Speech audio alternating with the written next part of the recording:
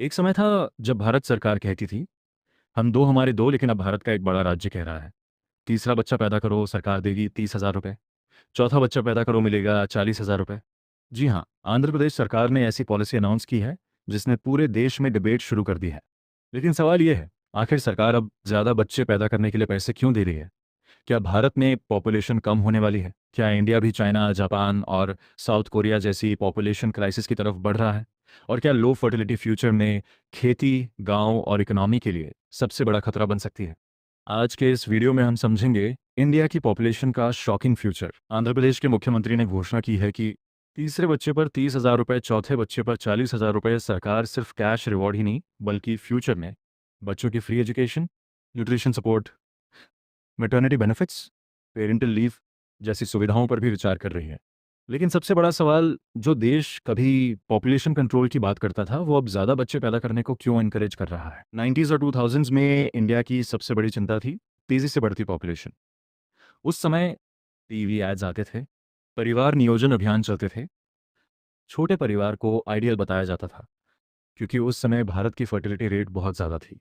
1970s में भारत में average fertility rate लगभग, यानी एक महिला एवरेज 5 बच्चों को जन्म देती थी। लेकिन अब सिचुएशन पूरी तरह बदल चुकी है। आज इंडिया की फर्टिलिटी रेट गिरकर लगभग 2 है के आसपास पहुंच चुकी है, और कई राज्यों में ये रिप्लेसमेंट लेवल 2.1 से भी नीचे जा चुकी है। रिप्लेसमेंट लेवल का मतलब इतने बच्चे की पॉपुलेशन फ्यूचर में स्टेबल रहे। अगर फर्टिलिटी लगातार 2.1 से नीचे रहे तो आने वाले दशकों में पॉपुलेशन बूढ़ी होने लगती है और फिर पॉपुलेशन डिक्लाइन शुरू हो सकता है। इंडिया में फर्टिलिटी रेट तेजी से गिरने के पीछे कई कारण हैं। एक, महंगाई और खर्च। आज बच्चों की एजुकेशन, हेल्थ केयर और लाइफस्टाइल बहुत एक्सपेंसिव हो चुके हैं। दो, अर्बन लाइफस्टाइल। शहरों में छोटे घर, करियर प्रेशर, लेट मैरिज, इन सब की वजह से लोग कम बच्चे चाहते हैं। तीन, वुमेन एजुकेशन एंड जॉब्स। महिलाओं की एजुकेशन और वर्कफोर्स पार्टिसिपेशन बढ़ने से फैमिली साइज कम हुआ है। चार, चेंजिंग एस्पिरेशंस एट करंट। आज पेरेंट्स क्वांटिटी नहीं, क्वालिटी ऑफ लाइफ पर फोकस करें। अब यहाँ सबसे बड़ा सवाल आता है, अगर फर्टिलिटी लगातार गिरती रही तो फ्यूचर में क्या होगा? Workforce crisis. कम बच्चे मतलब फ्यूचर में कम वर्कर्स। फैक्ट्रीज, ऑफिसेज, इंडस्ट्रीज में मैन पावर की कमी हो सकती है। Tax pressure. कम वर्किंग पॉपुलेशन को ज़्यादा एल्डरली पॉपुलेशन का खर्च उठाना पड़ेगा। Economic slowdown. यंग पॉपुलेशन ही इकोनॉमी को फास्ट ग्रो कराती है। अगर यूथ कम हो जाए तो ग्रोथ स्लो हो सकती है। ये सबसे इंटरेस्टिंग और सीरियस पॉइंट है। आज गांवों से लोग तेजी से शहरों की तरफ जा रहे हैं। यंग जनरेशन फार्मिंग छोड़ रही है।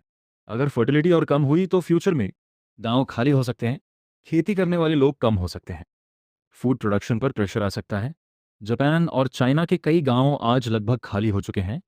इंडिया में भी कई राज्यों में रूरल पॉपुलेशन तेजी से एजिंग हो रही है। अभी इंडिया दुनिया की सबसे बड़ी पॉपुलेशन वाला देश है, लेकिन एक्सपर्ट्स का मानना है कि इंडिया की पॉपुलेशन अगले कुछ दशकों तक बढ़ेगी, फिर स्टेबलाइज होगी और उसके बाद धीरे धीरे डिक्लाइन शुरू हो सकता है।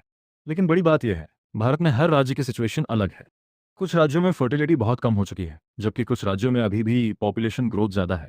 इसीलिए फ्यूचर में इंडिया को बैलेंस्ड पॉपुलेशन पॉलिसी की ज़रूरत पड़ेगी। तो क्या ज़्यादा पॉपुलेशन प्रॉब्लम है या कम पॉपुलेशन? सच्चाई यह है कि दोनों एक्सट्रीम्स डेंजरस हो सकती हैं। बहुत ज़्यादा पॉपुलेशन अनएम्प्लॉयमेंट बढ़ाती है, लेकिन बहुत कम पॉपुलेशन इकॉनमी को बूढ़ा बना सकती है। आंध्र प्रदेश की नई पॉलिसी इसी डर का संकेत है।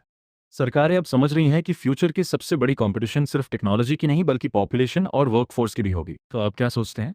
क्या इंडिया को फ्यूचर में ज़्यादा बच्चों को एनकरेज करना पड़ेगा? क्या लो फर्टिलिटी आने वाले समय का सबसे बड़ा इकोनॉमिक क्राइसिस बन सकती है?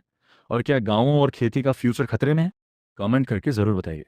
अगर आपको ये वीडियो इन्फॉर्मेटिव लगा हो तो वीडियो को लाइक करें, शेयर करें और सब्सक्राइब करें इंडिया बिजनेस अपडेट को।